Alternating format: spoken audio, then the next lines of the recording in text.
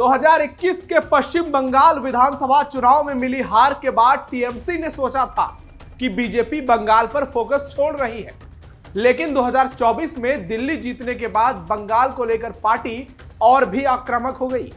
कुछ दिनों पहले ही केंद्रीय गृह मंत्री अमित शाह ने संसद में खुलेआम कह दिया था, सीना ठोककर बताएंगे दिल्ली जीत लिया बंगाल भी जीतेंगे। और अब जब ममता के गढ़ में टीएमसी को बीजेपी से करारी हार मिली है तो पश्चिम बंगाल की सियासत में तूफान आ गया है। 9 की 9 सीट पर बीजेपी ने बम्पर जीत दर्ज की। 2021 में 2 सीट से सीधे 77 तक पहुंचने वाली बीजेपी ने वामपंथियों और ममता के सियासी गढ़ में इतनी बड़ी सेंधमारी कर दी है कि अब 2026 विधानसभा चुनाव को लेकर टीएमसी बैकफुट पर आ गई है। बंगाल में हिंदुत्व के रथ पर सवार बीजेपी ममता सरकार पर बेहद हमलावर हो गई है। प्रदेश अध्यक्ष और केंद्रीय मंत्री सुकांता मजुमदार ने हिंदुत्व पर ममता बनर्जी की पोल खोल दी है और यहां तक कह दिया है कि ममता सरकार अब गंगा में विसर्जित होगी। ऐसे में बड़ा सवाल है, 2026 में क्या बीजेपी बंगाल में टीएमसी का किला ध्वस्त कर पाएगी? क्या ममता बनर्जी चौथी पारी खेल पाएंगी? और सबसे अहम सवाल, क्या हिंदुत्व बंगाल की सियासत को बदल देगा? नमस्कार, कैपिटल टीवी में आपका स्वागत है। आप देख रहे हैं आपका स्पेशल शो टर्निंग पॉइंट और मैं हूं नवेंदु शेखर झा। आज आपको बताएंगे कि कैसे बीजेपी ने बंगाल में 9 सीटों पर शानदार जीत दर्ज की और कैसे 2026 में बंगाल से ममता बनर्जी की कुर्सी जाने वाली है। ढह गया दीदी का मजबूत किला, बंगाल में बीजेपी की बम्पर जीत, सहकारी समिति चुनाव में खेला, 2026 से पहले मच गया बवाल। पश्चिम बंगाल में विधानसभा चुनाव अभी कुछ महीने दूर है। इससे पहले बीजेपी ने टीएमसी के नेता अनुव्रत मंडल के गढ़ बीरभूम में जीत हासिल की है।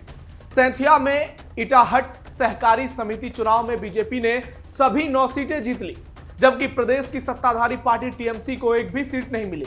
वामपंथियों ने भी चुनाव लड़ा, लेकिन निराशा के अलावा कुछ नहीं मिला। इस जीत से बीजेपी के कार्यकर्ता गदगद हैं, उत्साहित हैं और पार्टी सैंथिया में इस जीत को विधानसभा चुनाव से पहले एक बड़ी सफलता के तौर पर देख रही है। बीरभूम टीएमसी का कितना मजबूत किला है, इसका अंदाजा आप इस बात से लगा सकते हैं कि लोकसभा चुनाव में तृणमूल ने इस जिले की दोनों सीटें जीती। 2021 के विधानसभा चुनाव में पार्टी ने 11 में से 10 सीटें जीती, तब बीजेपी को केवल 1 सीट मिली थी। लेकिन 2026 से पहले सहकारी समिति चुनाव में मिली शानदार जीत ने पार्टी को एक मॉरल बूस्टर दे दिया है।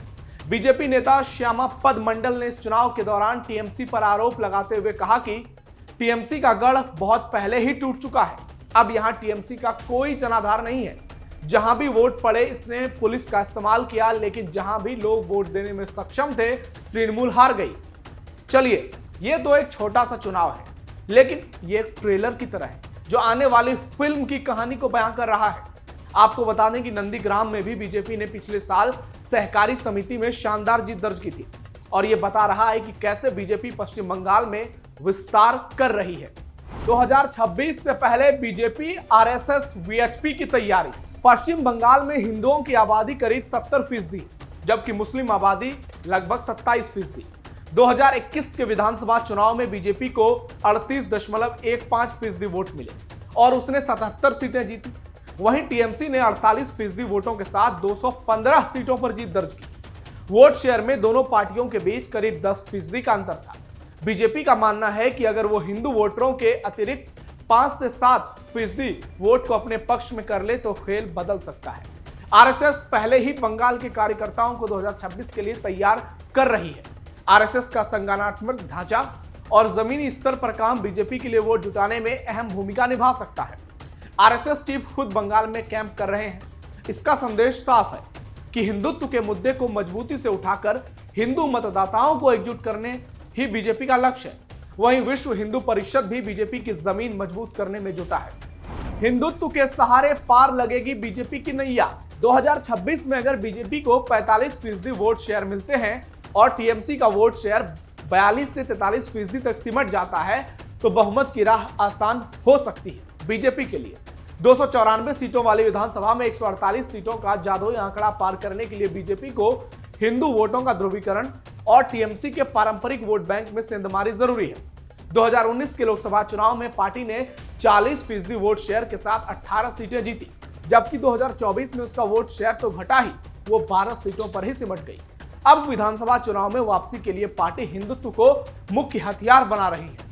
आरएसएस और बीएचपी के साथ मिलकर बीजेपी ग्रामीण इलाकों में अपनी पैठ बढ़ाने की कोशिश कर रही है, खास तौर पर उत्तरी बंगाल और जंगल महल जैसे इलाकों में, जहां उसका पहले से प्रभाव है। पार्टी और जोर लगा रही है।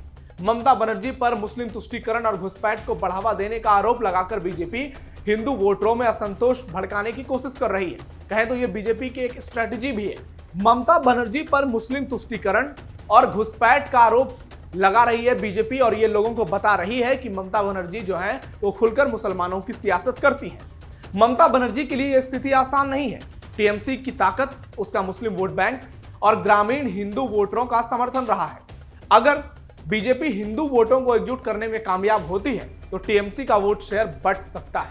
ममता बनर्जी ने हाल के सालों में हिंदू कार्ड खेलने की कोशिश की, जैसे दुर्गा पूजा समितियों को अनुदान देना, लेकिन बीजेपी इसे नाकाफी बता रही है। पार्टी इस पर हमले कर रही है, ममता बनर्जी पर तुष्टीकरण के आरोप लगा रही है। हालांकि ये ममता की सियासत में साफ तौर पर नजर भी आता है। कैसे वो खुलेआम रामनवमी का विरोध करती हैं, हिंदुत्व का विरोध करती हैं और मुसलमानों का खुलकर समर्थन करती हैं। बीजेपी का ममता सरकार पर बड़ा आरोप। बीजेपी पश्चिम बंगाल में 2026 के विधानसभा चुनाव को लेकर पहले से ही रणनीति बना रही है। प्रदेश अध्यक्ष सुकांता मजुमदार ने पहले भी दावा किया था कि अगर बीजेपी को टीएमसी से एक सीट भी ज्यादा मिली तो ममता सरकार अपना कार्यकाल पूरा नहीं कर पाएगी। पार्टी ने सीएए और राम मंदिर जैसे मुद्दों को भी बंगाल में भुनाने की पूरी कोशिश की, लेकिन लोकसभा में पार्टी केवल 12 सीट ही जीत पाई और टीएमसी ने 29 सीट जीतकर पार्टी के तमाम दावों को फेल कर दिया। लेकिन एक बार फिर से बीजेपी ने बंगाल में कमल खिलाने की तैयारी कर ली है और इस कड़ी में पार्टी के प्रदेश अध्यक्ष और केंद्रीय मंत्री सुकांता मजुमदार ने टीएमसी सुप्रीमो और मुख्यमंत्री ममता बनर्जी पर जोरदार हमला बोला है। सुकांता मजुमदार ने ममता पर बंगाल की जनता को बंगाली मंत्र के सहारे भटकाने और वोट बैंक की सियासत करने का सीधा आरोप लगाया है। उनके इस बयान ने 2026 के विधानसभा चुनाव से पहले बंगाल में सियासी तापमान को और बढ़ा दिया है। केंद्रीय मंत्री मजुमदार ने ममता बनर्जी पर निशाना साधते हुए साफ साफ कहा कि जब भी ममता बनर्जी मुसीबत में फंसती हैं, वो बंगाली मंत्र का जाप शुरू कर देती है। लेकिन अब बंगाल के हिंदू एकजुट हो रहे हैं ताकि इस पाकिस्तान समर्थक सरकार को हटाकर एक हिंदू समर्थक सरकार लाई जाए। मजुमदार ने ममता पर गंभीर आरोप लगाते हुए कहा कि टीएमसी ने लोकसभा और राज्यसभा में गैर बंगाली लोगों को सांसद बनाकर बंगाल के हितों की अनदेखी की है। उन्होंने दावा किया, अगर ममता बनर्जी को बंगालियों की इतनी ही चिंता है तो उन्होंने इतने सारे गैर बंगाली सांसद क्यों बनाए? ये बंगालियों के पेट में लात मारने जैसा है। बंगाल में मुस्लिम सीएम बनाना चाहती है टीएमसी ममता। सुकांता मजुमदार ने टीएमसी पर बंगाल की डेमोग्राफी बदलने का भी आरोप लगाया है।